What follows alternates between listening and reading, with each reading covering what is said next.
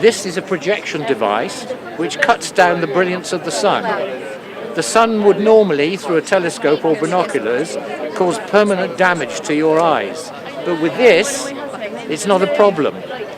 The sun goes through this telescope at the end and projects onto a mirror inside, which throws the image onto a screen. And there you can see an image of the sun. And if there are sunspots, you can see them. Today, of course, we have the clouds as well, so we've lost it today, unfortunately.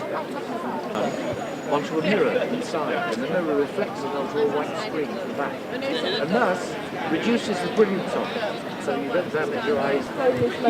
Yes. So what is happening here is the sun is shining through these imperfect pinholes, but it's being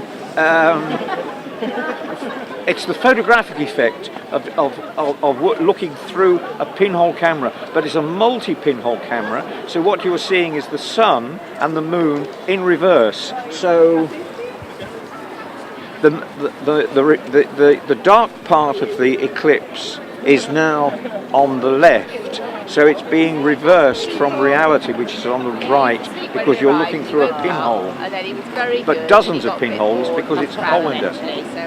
If you had a perfect pinhole, literally a hole that was the size of a pin, then the image there would be a single image, but it would be perfectly round. At the moment, because it's not a pinhole, quite a large hole, maybe a couple of, maybe about 4 millimeters in diameter, it's a bit furry on the outside, but it's a perfect representation of the eclipse.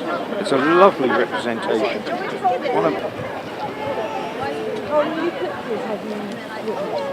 I've actually only witnessed 2 eclipses. That's this one and the one in 1999. I was too young to remember the earlier eclipses.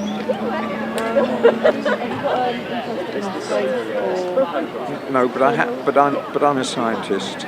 I was an environmental scientist.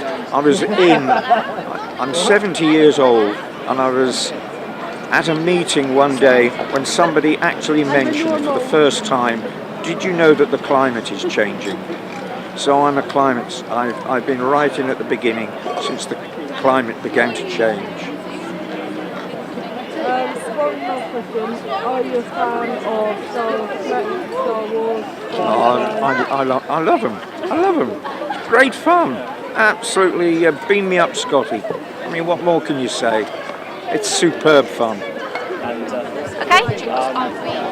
So my name is Fiona Lambert, and I'm a member of the Bristol Astronomical Society. I'm a committee member, and we are a society of amateur enthusiasts that meet every week to discuss astronomy, and we have an observatory in Fayland where we observe the night sky.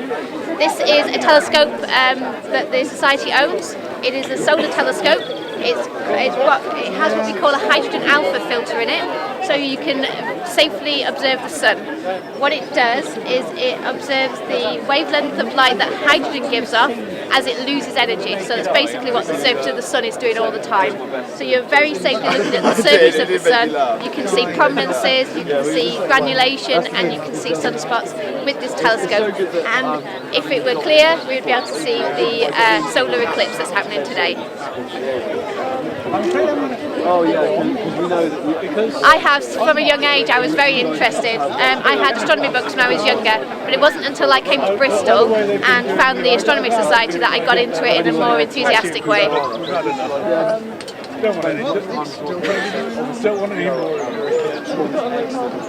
Oh no! Mix them up.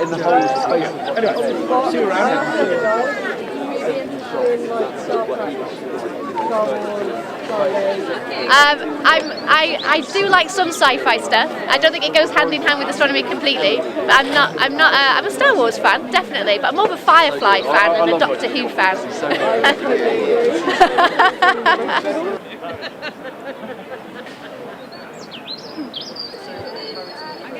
what's your interest in space? Do you have have any specific interest, or are you just interested today because of the eclipse?